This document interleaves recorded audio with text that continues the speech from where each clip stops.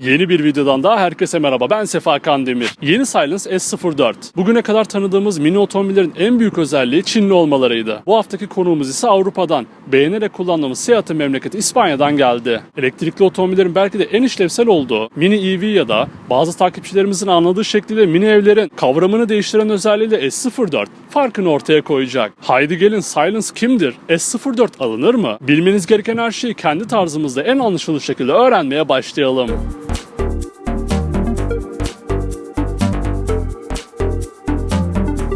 Silence ya da tam adıyla Silence Urban Ecomobility ilk kez 2011 yılında Carlos Sotelo'nun kendi için tamamen elektrikli bir araç yapmak istemesiyle İspanya'nın Barcelona kentinde doğdu.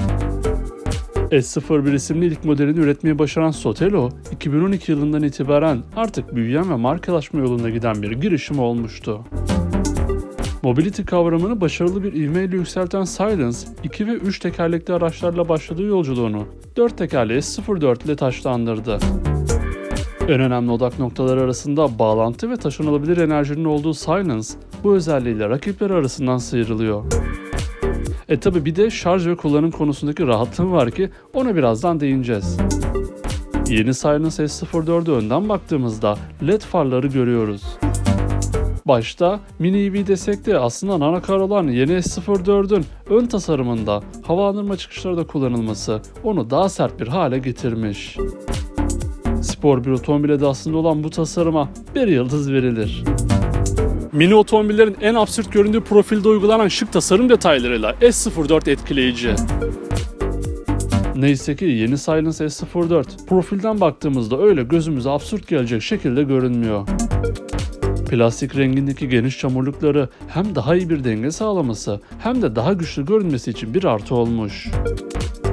Buna ek, ön tekerlerin arka tekerlere göre biraz daha geniş olması da dikkatimi çekti. Teker demişken onların da boyutu 155-65-14. Öyle pek de fazla gösterişe gidilmeden plastiğe ağırlık verilmesi önem verilen şeyin işlev olduğunu ispatlamış. Bataryasının kapı altında koltuğun altına uzandığı Silence S04'te bu bataryanın şarjda olası hırsızlıklar için çıkarılıp taşınılabilir olması büyük hareket. Tabi önce bir kapıyı geçmek gerekiyor. Profil ve duruş hoşumuza gitti gitmesine fakat renk seçeneklerinde gri ve siyahtan başka alternatif olmaması kaplama yapma fikrini bir köşede tutar. Efsane stopları ve şık tasarımıyla arka tarafta başarılı. Geldik finale, arka tarafa. Düz bir arka camla başlayan tasarımda bir elektrikli otomobili geleneği boydan boya LED stop konumlanmış. Bagaj kapağının ortasındaki marka logosunun dışında herhangi bir aksiyon yok. Arabaya biraz büyük gelen plaka boşluğuysa plastik tamponun ortasında duruyor. Her ne kadar ufak bir otomobil olsa da insan bir silecek koymalı kesinlikle. Genel itibariyle şık görünen bu tasarımı da beğendiğimizi söyleyebilirim. Ve boyutlar: yeni Silence S04 2282 mm yüksekliğinde, 1268 mm genişliğinde ve 1573 mm yüksekliğinde boyutlara sahip. Bu haliyle de şehir içi kullanımında büyük bir konfor sağlasa da iç mekan ve taşıma kapasitesi belirleyici olacak. Böyle bir otomobilde en büyük soru işaretlerini içeren iç mekan tasarımında etkileyici özellikleri de S04'ü beğeneceksiniz. Yeni Silence S04'ün iç mekanına hafif fakat üzerinde cam açma kapama tuşlarının olduğu bir kapıdan geçiyoruz. Kabin özelliklerine geçmeden hemen önce bizi abone olmadan takip eden sevgili izleyicilerimize kanalımıza abone olmalarını, videoyu beğenmelerini ve sevdikleriyle paylaşmalarını da hatırlatmak istiyorum. Yeni Silence S04'ün kabini dış boyutlarının aksine büyük ve geniş. Diğer modellerde 2 kişilik oturma düzeni arka arkaya konumlanırken S04'te normal otomobil ayarında koltuklar var. Yan yana koyulması iyi mi yoksa kötü mü oldu buna pek anlam veremesem de dar hissettirmesi hafif kilolu kimseler için sorun olur. Artık ucuz olduğunu madden de hissettirmek isteyen S04'ün ışıklı ve tuşlu direksiyonu bu durumu kurtarmış. Üzerinde marka logosunun bulunduğu bu direksiyon konsola tam oturmuş. Tasarım ve duruş da başarılı. Şöyle bir kolunuzu uzattığınızda her yerine erişebileceğiniz konsolun üzerinde aynı zamanda hız gösterge ekranı olarak da kullanılan 6.5 inç büyüklüğünde TFT ekran konumlanmış. Renkleri, teması ve çözünürlüğü başarılı olan bu ekranı biz beğendik. Kabin içinde yerleşik olarak gelen tek ekranın bu olduğu yeni Silence S04'te ikinci bir ekrana ihtiyaç duyarsanız diye Renault'vari bir ekran koyma aparatı konsol üzerinde duruyor. Onun dışında sadece havalandırma çıkışları ve klima kontrol ünitesi bulunan ön konsol basit fakat işlevsel.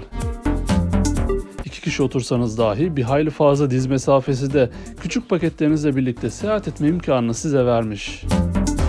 Aşağıdaki filede ufak tefek eşyaları koymanıza yarar. Bunun dışında öyle iç mekanda başka bir sürpriz yok. Bagaj alanı konusunda bulduğunuz her boşluğu değerlendirebilirken koltukların arkasında 247 litre gibi bir hacim sunuluyor. Gelelim mini EV'lerin kaderi, sürüş dinamikleri ve güvenlik özelliklerine. Evet, belki de yeni Silence S04'ün en çok merak edilen ve üzerine konuşulması gereken yerine geldik. Birçok kişinin böyle bir otomobile güven konusunda ön yargıyla yaklaştığı aşikar. Dar ve yüksek oluşu özellikle virajlarda tedirgin eder. Yeni Silence S04'te öyle kör nokta uyarısı, şerit takip sistemi ya da yarı otonom sürüş sistemlerinin hiçbiri bulunmuyor. Has bir araba olan S04'te sürüş dinamiklerini etkileyecek frenlerin ikisi de disk. Toplam boş ağırlığının 435 kilogram olduğunu hesaba katarsak performanslı bir sürüşün bizi beklediğini söyleyebiliriz. Teknolojik özellikler arasında cep telefonu uygulaması sunan Silence S04'te anahtar gerekmeden giriş yapabilirsiniz. Aynı zamanda bu uygulama üzerinden menzil durumunu öğrenebilir. Bataryaların düşmanı soğuk havalarda uygulama üzerinden batarya ısıtıcılarını açabilir. Aracın konumunu harita üzerinden anlık olarak görebilir ve alarmı devreye sokup devreden çıkarabilirsiniz. Bu segmentte bir otomobil için fazlasıyla iyi özellikler olduğu aşikar. Tabi 3,5 metrelik dönüş alanına sahip olduğunu da söyleyelim. Bu da park konusunda sizi rahat ettirecek.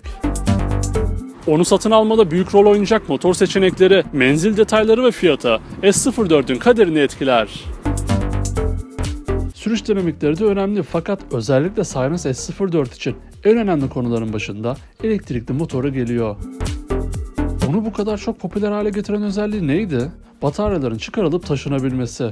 Evet, yanlış duymadınız, yeni Silence S04'ün bataryalarını çıkartıp adeta bir tekerlekli valiz taşır gibi taşıyıp istediğiniz her yerde şarj edebilirsiniz.